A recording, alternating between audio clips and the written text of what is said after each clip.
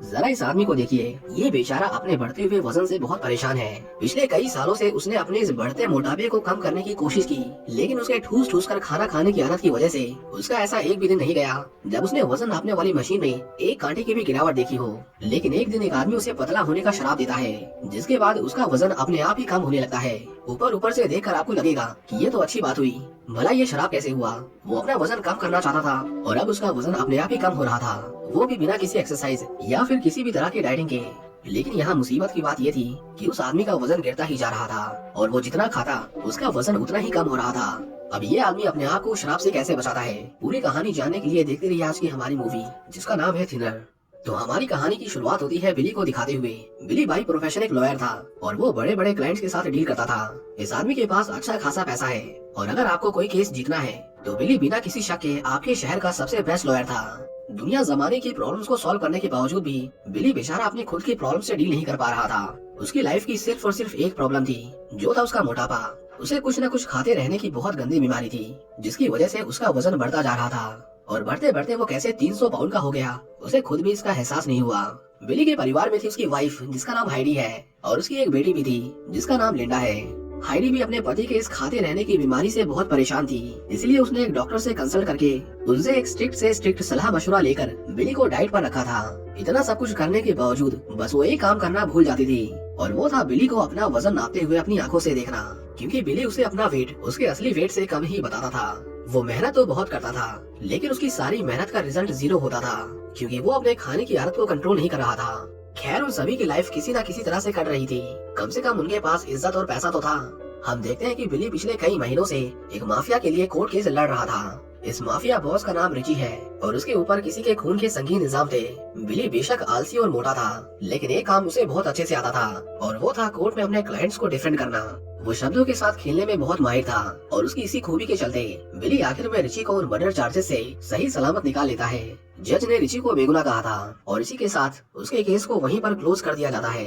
Richie बिली को thank you कहता है, क्योंकि अगर उसकी जगह कोई और होता तो वो शायद अब तक किसी जेल में चक्की पीस रहा होता। एक दिन जब रोज की तरह बिली अपने ऑफिस जाता है तो वो देखता है कि कुछ जिप्सी लोगों ने उसके ऑफिस के पास जिप्सी फेयर लगा रखा था। जिप्सी उन लोगों को कहा जाता था जिनके खुद के कोई घर नहीं होते हैं और वो एक वैन में बैठकर एक शहर से दूसरे शहर घूमते रहते हैं। ये लोग मेला लगाकर अपनी ज्यादातर कमाई करते थे और उस मेले में वो काफी कुछ बेचते थे। काफी कुछ मतलब सच में काफी कुछ। लेकिन इस बार उन्होंने मेला लगाने के लिए जो जगह चुनी थी वो काफी गलत थी, क्योंकि उन्होंने कोर्ट के बाहर मेला लगाया था, जिससे वहाँ के जज और कुछ वकीलों को प्रॉब्लम थी। हम देखते हैं कि उनके ऑर्डर पर पुलिस उन लोगों को जबरन वहाँ से हटाने लगती है, जिसकी वजह से जिप्सी कम्युनिटी के लोग नाराज हो जाते हैं। हम यहाँ पर गीना नाम की एक लड़की को देखते हैं। वो काफी सुंदर थी और उसे देखकर काफी सारे वकील अपनी आंखें सेक रहे थे। बिली भी उसे देखकर थोड़ा थोड़ा शर्मा रहा था। गीना जो उन लोगों को वहाँ से हटाए जाने से बहुत गुस्सा थी, वो बिली को अपना शरीर दिखाकर थोड़ा टीज करती है, और जब बिली उसे देखकर लार टपका ही रहा था तभी गीना उस पर थूक कर वहाँ से चली जाती है। आखिर बिली को उससे क्या लेना देना, उसे तो आज रात अपनी वाइफ के साथ रिची की पार्टी में जाना था। हम देखते हैं कि पार्टी में भी बिली अपने खाने की लत के चलते जरूरत से ज्यादा खाने की कोशिश करता है, लेकिन क्योंकि हाइडी उसके साथ थी इसलिए वो उसे खाने से रोक लेती है। वो दोनों जब घर वापस आ रहे थे तो बिली हाइडी को बताता है कि उसे खाने की बहुत क्रेविंग हो रही है। वो कहता है कि पार्टी में तो तुमने मुझे खाने से रोक लिया, लेकिन उसे नहीं लगता कि वो ज्यादा दिन तक ऐसा कर पाएगी, क्योंकि वो 24 घंटे सिर्फ और सिर्फ खाने के बारे में सोचता रहता है। हाइडी उसे कार में सेड्यूस करने लगती है, क्योंकि वो चाहती थी कि बिली खाने के बारे में भूल जाए और सिर्फ उस पर फोकस करे। दूसरी तरफ हम एक बूढ़े आदमी को देखते हैं जो एक मेडिकल स्टोर पर अपनी दवाइयाँ लेने आया था। उसकी बेटी उसे कहती है कि उसे बहुत ठंड लग रही है, मैं बाहर जाकर अपना कोट लेकर आती हूँ। उसकी बेटी जैसे ही बाहर जाती है हम देखते हैं कि एक मनहूस इत्तेफाक के चलते बिली भी उसी रोड पर कार चला रहा था, और क्योंकि उसका पूरा का पूरा ध्यान सिर्फ और सिर्फ उसकी वाइफ पर था, इसलिए जब उस बूढ़े आदमी की बेटी अचानक से उसकी कार के सामने प्रकट हो जाती है तो बिली समय रहते ब्रेक नहीं लगा पाता। वो औरत बिली की कार के नीचे आकर मारी जाती है और बिली को हिट एंड रन के केस में अरेस्ट कर लिया जाता है। बिली की जल्द ही कोर्ट में पेशी थी, लेकिन वो ये मानने को तैयार ही नहीं था कि उस एक्सीडेंट में उसकी गलती थी। उसका मानना था कि एक्सीडेंट कोई क्राइम नहीं है और उसने किसी का खून नहीं किया। बिली एक शातिर वकील था। जब उसने बड़े बड़े क्रिमिनल्स को कोर्ट में बेगुनाह साबित किया था तो ये तो उसके लिए बहुत छोटी बात थी। हम देखते हैं कि कोर्ट का जज और एक पुलिस ऑफिसर बिली के पक्ष में फैसला सुनाते हैं, क्योंकि उन लोगों के दिल में उस बूढ़ी औरत के लिए कोई दया भावना नहीं थी। और आखिर हो भी कैसे, क्योंकि उस रात वो बूढ़ा आदमी और उसकी बेटी उस मेडिकल स्टोर में चोरी करते हुए पकड़े गए थे। इन सब बातों को ध्यान में रखते हुए जज बिली को बेगुनाह कहता है और इस केस को यहीं डिसमिस कर दिया जाता है। लेकिन हम देखते हैं कि वो बूढ़ा आदमी अपनी बेटी के खूनी को इतनी आसानी से जाता देखकर गुस्से से पागल हो रहा था। बिली जैसे ही कोर्ट के बाहर आता है वो बूढ़ा आदमी तुरंत उसके पास जाता है। वो बिली के गालों पर अपना हाथ फेरता है और एक शब्द बोलकर वहाँ से चला जाता है। बिली को जरा भी एहसास नहीं था कि वो बूढ़ा आदमी उसे शराब देकर वहाँ से भाग रहा था, जो आने वाले कुछ हफ्तों में उसकी जिंदगी बद से भी बदतर कर देगा। इसके अगले दिन बिली जब हर रोज की तरह अपना वजन नापता है तो वो देखता है कि उसका वजन 40 पाउंड कम हो गया था। वो ये देखकर बहुत हैरान था क्योंकि उसने अपनी जिंदगी में आज से पहले अपने वजन में इतनी बड़ी गिरावट कभी नहीं देखी थी। खैर उसे इस बात की इतनी भी ज्यादा हैरानी नहीं होती। उसे लगा कि ये सब उसकी डाइट का कमाल है। वो इतने महीनों से उसे फॉलो कर रहा है, कभी न कभी तो उसे अपना असर दिखाना ही था। बिली अब पहले से काफी ज्यादा खुश था क्योंकि उसने जो मांगा था आखिरकार अब उसे मिल रहा था। एक दिन हम देखते हैं कि वो जज, जो बिली का अच्छा दोस्त भी था, वो बिली को अपने शरीर पर एक निशान दिखाता है। ये निशान हाल फिलहाल में ही उसके शरीर पर आया था और उसे लेकर वो जज थोड़ा परेशान था। एक डॉक्टर जिसका नाम डॉक्टर माइक था वो उसे कुछ दवाइयाँ देता है और उसे बताता है कि ये बहुत कॉमन स्किन डिजीज है जो जल्द ही ठीक हो जाएगी। लेकिन वो जज किसी और बात को लेकर थोड़ा डरा हुआ लग रहा था। वो बिली से कहता है कि एक बात थी जो मैं तुम्हें बताना भूल गया। वो कहता है कि तुम्हारे हिट एंड रन केस का फैसला सुनाने के बाद उस बुढ़िया का बाप मेरे पास आया था और उसने मुझे छूकर कुछ शब्द बोले थे। बिली को याद आता है कि उस बूढ़े आदमी ने भी उसके साथ भी कुछ ऐसा ही किया था, लेकिन वो दोनों उस पर इतना ध्यान नहीं देते। अगले दिन हम देखते हैं कि बिली का वजन 30 पाउंड और कम हो गया था और इस बार वो भी थोड़ा डर गया था क्योंकि किसी भी इंसान का शरीर इतनी जल्दी इतना सारा वेट लूज नहीं करता। बिली अब इतना पतला हो गया था कि अब उसे उसके कपड़े फिट नहीं आ रहे थे, इसीलिए उसे अपने लिए नए कपड़े सिलवाने पड़ते हैं। हाइडी जो हर रोज उसके वेट की सारी जानकारी रखती थी, वो देखती है कि बिली का वजन कम होना रुकने का नाम नहीं ले रहा था। वो उसे तुरंत डॉक्टर के पास चलकर एक हेल्थ चेकअप कराने को कहती है क्योंकि उसे डर था कि कहीं उसे कैंसर तो नहीं। बिली ये सुनकर गुस्सा हो जाता है क्योंकि वो हमेशा उसे इनसिक्योर फील कराती थी।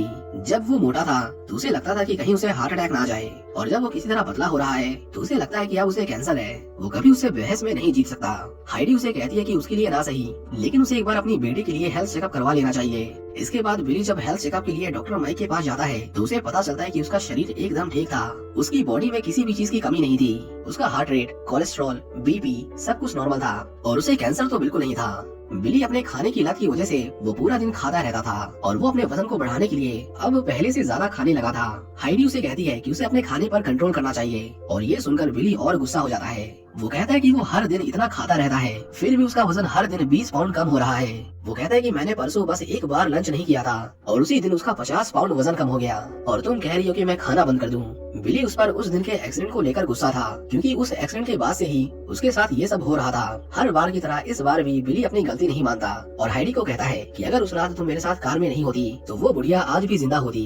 बिली अपने हेल्थ के बारे में जानने के लिए डॉक्टर माइक के पास जाता है और वहाँ जाकर वो देखता है कि उसके जज दोस्त की वाइफ एक टेबल पर अकेले बैठकर रो रही थी। वो भी डॉक्टर माइक से मिलने आई थी। बिली उससे पूछता है कि वो इतनी उदास क्यों है, क्या जज की तबीयत खराब है? वो कहीं दिखाई नहीं दे रहा।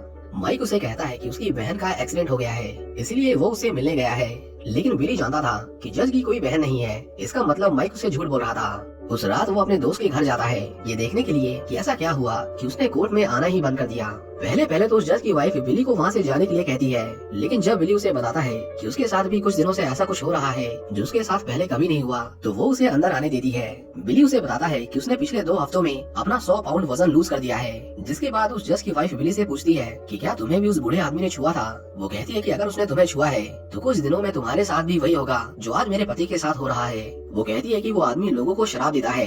एक रात वो अचानक से ही उनके सामने आ गया और उसने कैरी को छू कर एक शब्द बोला, जिसके बाद से ही उनकी तबीयत खराब है और उनके शरीर का वो हाल हो चुका है कि वो अब किसी से मिलने भी नहीं जाते।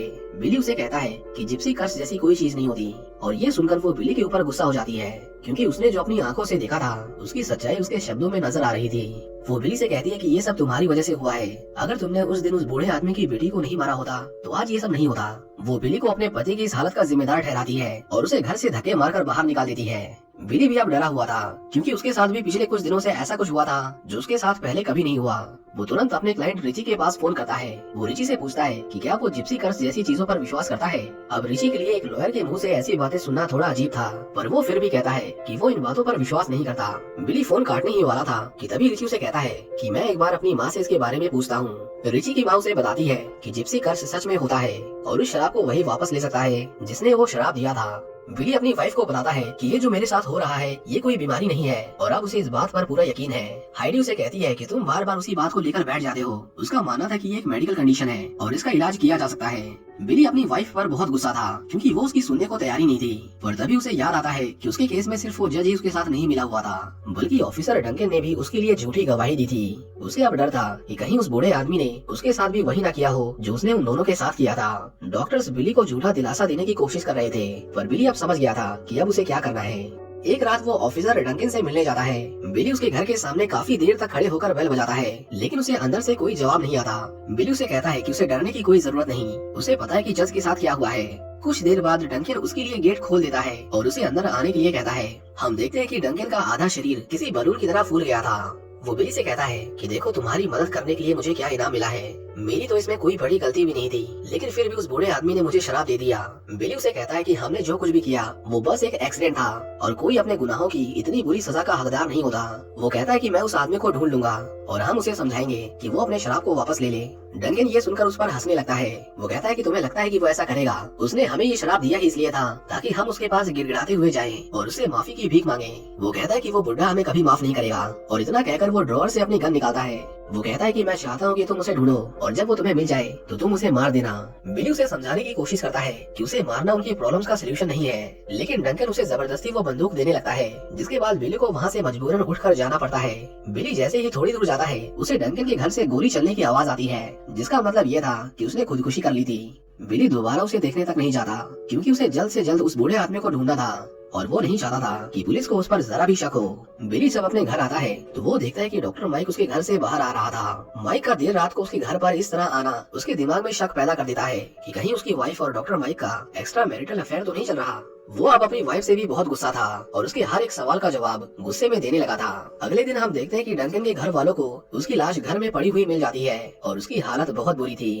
पूरा पुलिस डिपार्टमेंट उसके लिए इकट्ठा होता है और पूरे सम्मान के साथ डंकन का अंतिम संस्कार किया जाता है। इसी बीच माइक बिली से कहता है कि उसे दोबारा से क्लिनिक जाकर अपनी दवाइयों पर ध्यान देना चाहिए, लेकिन बिली दोबारा उस जगह जाकर अपना टाइम खराब नहीं करना चाहता था। बिली इस बात से बहुत गुस्सा था कि उसकी खुद की वाइफ अपने खुद के पति पर विश्वास करने से ज्यादा उस डॉक्टर की बातों पर ज्यादा विश्वास कर रही थी, ये जानते हुए भी कि उसके साथ जो हो रहा है वो बिल्कुल भी नॉर्मल नहीं था। बिली को पता चलता है कि जिस औरत को उसने मारा था वो उस बूढ़े आदमी की बेटी थी। उसे पहले तो अपनी आंखों पर यकीन नहीं होता कि वो बुढ़ा 106 साल का था, लेकिन उसने जो उसके साथ किया था उसके सामने तो ये बहुत छोटी चीज थी। और उसे ये भी पता चलता है कि कोर्ट के बाहर जो लड़की उसे इशारे कर रही थी वो उस बूढ़े आदमी की ग्रैंड डॉटर थी। बिली का दोस्त उसे कहता है कि ये लोग सीजन खत्म होते ही तुम्हें पास के ही एक शहर में मिल जाएंगे, लेकिन बिली के पास इतना समय नहीं था क्योंकि वो दिन ब दिन पतला होता जा रहा था। इसके बाद जब बिली दोबारा अपने घर आता है तो वो देखता है कि एक बार फिर से माइक की कार उसके घर के बाहर खड़ी थी। वो जब चुपके से अपने घर के अंदर आता है तो वो देखता है कि माइक और उसकी वाइफ आपस में बात कर रहे थे। वो दोनों किसी कोर्ट केस के बारे में बात कर रहे थे। बिली से ये देखा नहीं जाता और वो उनके बीच में बोल पड़ता है। वो समझ गया था कि वो दोनों उसके पीछे किसी तरह की खिचड़ी पका रहे थे, पर वो ना ही उनसे उसके बारे में कोई सवाल करता है और ना ही उनसे लड़ाई करता है। हम देखते हैं कि वो चुपचाप घर छोड़कर चला जाता है और जाने से पहले उसने हाइडी के लिए एक लेटर छोड़ा था। उसने उस लेटर में लिखा था कि वो उस बूढ़े आदमी को ढूंढने जा रहा है, वो जल्द ही वापस लौट आएगा और अगर उसके और माइक के बीच में कुछ चल रहा है तो उसके आने से पहले उन दोनों के बीच में सब कुछ खत्म होना चाहिए। बिली जब अपने दोस्त की बताई हुई लोकेशन पर पहुंचता है तो वो देखता है कि जिप्सी लोग वहां से एक दिन पहले ही जा चुके थे। जिस जगह पर वो लोग रुके थे उस जगह के मालिक से बिली पूछता है कि वो लोग कहाँ गए। वो आदमी बिली को बता तो देता है कि वो लोग किस ओर गए हैं, लेकिन उसके बाद वो बिली से $800 मांगता है। वो बिली की मजबूरी का फायदा उठा रहा था क्योंकि बिली के जाने के बाद हाइडी ने उसके मिसिंग के पोस्टर छपवाए थे और उसका पता देने वाले पर $5000 का इनाम भी रखा था। ऑनर समझ गया था कि ये आदमी अपनी मर्जी से अपना घर छोड़कर आया है और ये नहीं चाहता कि ये पकड़ा जाए, इसलिए वो बिली की मजबूरी का पूरा फायदा उठाता है। इसके बाद बिली अपनी रात गुजारने के लिए एक होटल में जाता है, लेकिन जब वो कार को पार करके ऊपर जा रहा था तभी वो दीवार पर एक पोस्टर देखता है। वो पोस्टर उन जिप्सी लोगों के मेले का था। बिली बिल्कुल भी इंतजार नहीं करता और वो भाग कर उनके पास जाता है। हम देखते हैं कि वो बूढ़ा आदमी और गीना वहाँ पर लोगों को एंटरटेन कर रहे थे। वो बूढ़ा आदमी तो उन लोगों की जिंदगी नर्क बनाकर उन्हें मानो जैसे भूल ही गया था। बिली देखता है कि वो अकेला नहीं था जिसे उस आदमी ने पतला होने का श्राप दिया था। उसके जैसे और भी बहुत सारे लोग थे जो पतले होते होते इतने पतले हो गए कि उन लोगों का शरीर एक डॉल बन गया था और वो जिप्सी लोग उन्हीं डॉल्स को मेले में बेचा करते थे। गीना जब बिली को देखती है तो वो उसे मारने के लिए उसका पीछा करती है। इससे पहले वो लोगों के हाथ लगता हम देखते हैं कि एक आदमी बिल्कुल सही समय पर बिली को वहाँ से भगा कर ले जाता है। ये आदमी कोई और नहीं बल्कि वही जज था और वो भी उस बूढ़े आदमी को ढूंढ रहा था, लेकिन हम देखते हैं कि वो लोग उनका पीछा नहीं छोड़ते। वो बुढ़ा मतलब 106 साल का वो बूढ़ा ट्रक चलाकर उन दोनों का पीछा करता है और वो दोनों उन ट्रक्स के नीचे कुचल कर मारे जाते हैं। लेकिन ये कहानी यहीं पर खत्म नहीं होती, क्योंकि हम देखते हैं कि ये सब बिली का एक बुरा सपना था। उसकी जैसे ही नींद खुलती है तो वो बहुत घबराया हुआ था और तभी उसके फोन पर किसी का फोन आता है। बिली को पता चलता है कि उसका दूसरा दोस्त यानी वो जज जो काफी दिनों से उस शराब से जूझ रहा था, उसने आखिर में तंग आकर सुसाइड कर लिया। बिली उसके लिए बहुत दुखी था, लेकिन उसने फैसला कर लिया था कि चाहे कुछ भी हो जाए वो सुसाइड नहीं करेगा और अगर उसे मरना ही है तो वो उस बूढ़े को मारकर ही मरेगा। बिली पूरे शहर में उस बूढ़े आदमी की तलाश करता हुआ एक बार में आता है। खुशकिस्मती से उसे वहाँ पर एक आदमी मिल जाता है जो उन लोगों के बारे में थोड़ा बहुत जानता था। वो बिली को बताता है कि उसे एग्जैक्टली नहीं पता कि वो लोग कहाँ गए होंगे, लेकिन वो जहाँ भी जाते हैं हमेशा कुछ न कुछ बजाते हुए जाते हैं। वो उसे एक एड्रेस देता है जहाँ पर उसने उन लोगों को आखिरी बार देखा था। बिली जब उस जगह पर जाता है तो वो देखता है कि उन जिप्सी लोगों की पूरी टोली वहीं पर बैठकर अपनी रात काट रहे थे। बिली जब उन लोगों के पास जाता है तो सभी लोग उसे देखकर खड़े हो जाते हैं। सभी उसके बारे में जानते थे क्योंकि बिली ने उनकी फैमिली में किसी करीबी की जान ली थी। गीना जैसे ही उसे देखती है तो वो उस पर थूक कर उसकी इंसल्ट करती है और उसे वहाँ से जाने के लिए कहती है। वो बिली को शैतान कहते हैं क्योंकि उसने गीना की माँ का खून किया था, लेकिन बिली उन्हें अपने शरीर की दुर्दशा दिखाकर उनसे रहम की भीख मांगता है। वो कहता है कि ये सब करने से उसकी माँ वापस नहीं आने वाली। उस दिन जो कुछ भी हुआ वो बस एक एक्सीडेंट था। वो बूढ़ा आदमी बिली को कहता है कि वो तुम्हारी गलती थी कि तुमने मेरी बेटी को सड़क से गुजरते हुए नहीं देखा, और वो दोनों तुम्हारे दोस्त उन्होंने पूरी कोशिश की कि तुम्हें जेल न जाना पड़े। उन्होंने तुम्हें सुरक्षित रखना चाहा, ये जानते हुए भी कि तुमने गलत किया था। बिली कहता है कि वो दोनों मर चुके हैं और क्या तुम्हें लगता है कि उनके मरने से तुम्हारी बेटी वापस आ जाएगी। वो कहता है कि तुमने मेरे साथ जो कुछ भी किया वो गलत है, वो ये डिजर्व नहीं करता। पर वो बूढ़ा आदमी बिली को समझाता है कि इंसाफ सही या गलत नहीं देखता, इंसाफ इंसाफ होता है और तुम्हारे दोस्तों के साथ जो हुआ और तुम्हारे साथ जो होगा वो भी इंसाफ है, इंसाफ जो तुम्हारा कानून नहीं कर पाया। बिली उसे कहता है कि तुम्हें जस्टिस के बारे में उतना ही पता है जितना मुझे टर्बाइन इंजन के बारे में। मतलब वो कहना चाहता था कि वो अपनी पावर्स का गलत इस्तेमाल कर रहा है, लेकिन वो बूढ़ा आदमी बिली से कहता है कि वो अपने शराब को वापस नहीं लेने वाला, वो उन्हीं शब्दों के साथ मर जाएगा लेकिन कभी उसे आजाद नहीं करेगा।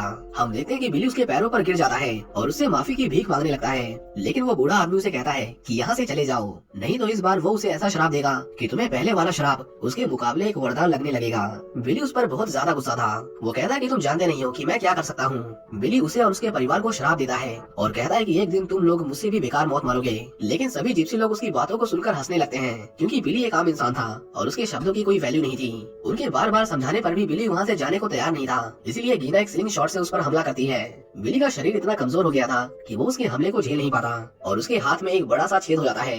बिली वहाँ से भाग तो जाता है लेकिन उसके हाथ से खून रुकने का नाम ही नहीं ले रहा था। बिली मदद के लिए रिची को फोन करता है क्योंकि एक वही था जो उसकी सुन रहा था। रिची को जब पता चलता है कि उसे चोट लगी है तो वो तुरंत उसकी मदद के लिए उसके पास एक डॉक्टर भेजता है। बिली ने किसी तरह अपने हाथ पर कपड़ा लगाकर अपने खून को बहने से रोक तो लिया था, लेकिन उसे तुरंत इमरजेंसी मेडिकल केयर की जरूरत थी। रिची का भेजा हुआ डॉक्टर जब बिली की हालत देखता है तो वो भी उसे तुरंत ही एडमिट होने की सलाह देता है। डॉक्टर को उसे अपनी खुद की मेडिसिन तक देनी पड़ती है क्योंकि अगर उसका खून ऐसे ही बहता रहता तो उसे कार्डियक अरेस्ट भी आ सकता था। हम देखते हैं कि अगले दिन रिची खुद उसे मिलने आता है और जब वो बिली की हालत देखता है तो उसे अपनी आंखों पर यकीन नहीं होता। वो कहता है कि अगर तुम्हारी ये हालत थी तो तुम्हें मुझे बहुत पहले ही बुला लेना चाहिए था। रिची बिली को बताता है कि सिर्फ यही चीज नहीं है जो तुम्हारे साथ बुरी हो रही है। वो उसे बताता है कि तुम्हारे गायब होने के बाद से ही डॉक्टर माइक और तुम्हारी पत्नी तुम्हें पागल प्रूफ करने की अपनी पूरी कोशिश कर रहे हैं ताकि वो तुमसे कानूनी तौर पर पीछा छुड़ा सके।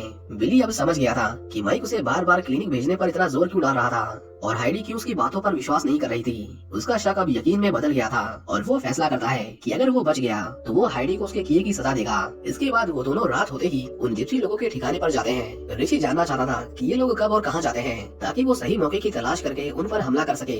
बिली उसे कहता है कि हम किसी को चोट नहीं पहुंचाने वाले, हमें बस उस बुढ़े को समझाना है कि वो अपना कर्ज उस पर से वापस ले ले। वह रिची उसे कहता है कि अगर उसने उससे ये सवाल दोबारा पूछा तो वो शायद उसकी मदद न कर सके क्योंकि रिची एक गैंगस्टर था और उसका काम ही था लोगों को नुकसान पहुँचाना। हम देखते हैं कि रिची एक लड़की को उन लोगों पर नजर रखने के लिए कुछ पैसे देता है, जिसके बाद वो कुछ दिन इंतजार करते हैं। बिली की हालत अब और खराब हो चुकी थी और अब वो सिर्फ और सिर्फ रिची के भरोसे था। एक दिन उन्हें उस लड़के का फोन आता है और वो रिची को अंदर की सारी जानकारी देता है, लेकिन उसे ये नहीं पता था कि गीना ने उसे देख लिया था। उस लड़के के फोन काटने के बाद वो लोग उसे पकड़ लेते हैं और उसे उस बूढ़े आदमी के पास लेकर जाते हैं। ऋषि जब अपने हथियार तैयार कर रहा था तभी बाहर बिली एक अनजान कार को देखता है। वो दोनों जब उस कार के अंदर जाते हैं तो उन्हें उसके अंदर उस लड़की की लाश मिलती है जिसे रिची ने उन लोगों की जासूसी करने के लिए पैसे दिए थे। रिची अब गुस्से से आग बबूला हो गया था क्योंकि उन लोगों ने उसके आदमी को मारा था। बिली उसे कहता है कि अब हमें उसे छोड़ देना चाहिए, कहीं वो लोग तुम्हारा भी वही हाल ना करें जो उन्होंने मेरा और मेरे दोस्तों का किया है। लेकिन रिची किसी से डरने वालों में से नहीं था। हम देखते हैं कि वो देर रात को उनके पास जाता है और उन लोगों पर अंधाधुंध गोलियां चलाने लगता है। इस गोलीबारी में गीना के पति की मौत हो जाती है और उसकी लाश के पास उन्हें एक लेटर मिलता है जिस पर रिची ने लिखा था कि वो उसके दोस्त से उस शराब को हटा दे, नहीं तो वो उन्हें ऐसे ही मारता रहेगा। अगले दिन उस जगह पर फर्दर इन्वेस्टिगेशन के लिए पुलिस आती है, लेकिन उनमें से किसी को भी नहीं पता था कि उन पुलिस वालों के बीच में रिची भी घुसपैठिया बनकर छुपा हुआ था। रिची गीना को बिली की पुरानी फोटो दिखाकर कहता है कि हमें कल रात को हुए इस हमले को लेकर इस आदमी के ऊपर शक है। वो कहता है कि ये आदमी फिलहाल हमारी कस्टडी में है, लेकिन उसकी पहचान के लिए हमें आप में से किसी की जरूरत है। गीना पहचान के लिए रिची के साथ जाती है, लेकिन रिची उसे झूठ बोलकर अपने साथ एक सुनसान घर में लेकर जाता है जहाँ पर उसके अलावा और कोई नहीं था। रिची उसे भी मारने वाला था, लेकिन बिली उसे ऐसा करने से मना करता है। रिची गीना से कहता है कि वो उस बुढ़े को शराब को वापस लेने के लिए बोले, नहीं तो अगला नंबर उसका होगा। वो कहता है कि तुम उसे बता देना कि बिली उसे आज शाम लाइट हाउस के पास मिलेगा। और इतना कहकर वो गीना के सिर पर एक एसिड की खुली बोतल रखकर वहाँ से भाग जाता है। गीना बड़े ध्यान से उस एसिड की बोतल को अपने सिर से हटाती है, लेकिन उसके आने से पहले वो दोनों वहाँ से भाग चुके थे। शाम होते ही रिची बिली को लाइट हाउस के पास जाकर बैठने को कहता है। वो कहता है कि तुम डरो मत, वो बुढ़ा इस बार जरूर आएगा। जिसके बाद बिली एक बेंच पर बैठकर उसका इंतजार करने लगता है। कुछ देर बाद वहाँ पर वो बूढ़ा आदमी सच में आ जाता है। वो बिली की आंखें खोलता है और उसे होश में आने के लिए कहता है। बिली की हालत बहुत खराब हो गई थी, इतनी खराब कि वो कुछ ही घंटों में मर जाता। वो बूढ़ा आदमी उसे कहता है कि तुमने जो मेरी बेटी के साथ किया वो बहुत गलत था। जरा सोचो, अगर वही उसकी बेटी के साथ हुआ होता तो वो क्या करता। बिली उसे कहता है कि वो दोनों में से किसी का बुरा नहीं चाहता, उसे अपनी गलती का एहसास है, लेकिन वो इस तरह मरना नहीं चाहता। वो बूढ़ा आदमी बिली के लिए एक पाई लाया था। वो बिली के हाथ को काट कर उसके खून को उस पाई में मिला देता है और कहता है कि तुम फिर से पहले जैसे हो जाओगे और ये सब इतना जल्दी होगा कि तुम्हें इसका एहसास भी नहीं होगा। लेकिन तुम्हें जितनी जल्दी हो सके इस पाई को किसी और को खिलाना होगा, तभी तुम इस शराब को अपने ऊपर से पूरी तरह से हटा सकते हो। लेकिन वो बिली को ये भी बताता है कि जो कोई भी उस पाई को खाएगा उसकी बहुत दर्दनाक मौत होगी। जाते जाते वो बिली को एक सुझाव देता है। वो कहता है कि तुम इस पाई को क्यों नहीं खा लेते, तुम पतले होकर मरोगे, लेकिन वो मौत इतनी दर्दनाक नहीं होगी। बिली उसे कहता है कि तुम्हारा मुझ पर एहसान यहीं पर खत्म हुआ, अब मैं दोबारा तुम्हारी शक्ल कभी नहीं देखना चाहता। और इतना कहकर वो वहाँ से चला जाता है। हम देखते हैं कि बिली का वजन फिर से बढ़ने लगा था और वो धीरे धीरे ठीक होने लगता है। बिली अपनी बेटी को फोन करता है और उसे बताता है कि आज वो वापस लौट रहा है, लेकिन वो इसके बारे में अपनी माँ को ना बताए। वो उन्हें सरप्राइज देना चाहता है। बिली अपनी इस हालत का जिम्मेदार हाइडी को मानता था, इसलिए उसने फैसला कर लिया था कि वो इस पाई को हाइडी को खिलाकर उसे मार देगा। इसके बाद वो देर रात को अपने घर आता है। जब हाइडी उसे देखती है तो वो बहुत खुश होती है, लेकिन सिर्फ बिली ही जानता था कि वो कितनी बड़ी चीटर है। बिली उसे कहता है कि वो वापस लौट आया है और अब वो कहीं नहीं जाएगा। वो कहता है कि वो उसके लिए एक पाई लेकर आया है, तुम जाकर उसे खा लो। अगली सुबह जब बिली अपनी नींद से उठता है तो वो बस अपनी वाइफ को देखना चाहता था। वो जैसे ही हाइडी के चेहरे से चादर उठाता है, हम देखते हैं कि उस पाई को खाने की वजह से हाइडी की बहुत भयानक मौत हुई थी। बिली बहुत खुश था कि उसने जैसे को तैसा दिया और अब वो अपनी जिंदगी आराम से जी सकता है। लेकिन जब वो नीचे आता है तो वो देखता है कि सिंक के अंदर 2 जूठी प्लेट्स रखी हुई थी। वो समझ जाता है कि उसकी बेटी ने भी उस पाई को खा लिया है और वो भी अपनी माँ की तरह मारी जाएगी। बिली को बहुत पछतावा होता है कि उसने ये क्या कर दिया।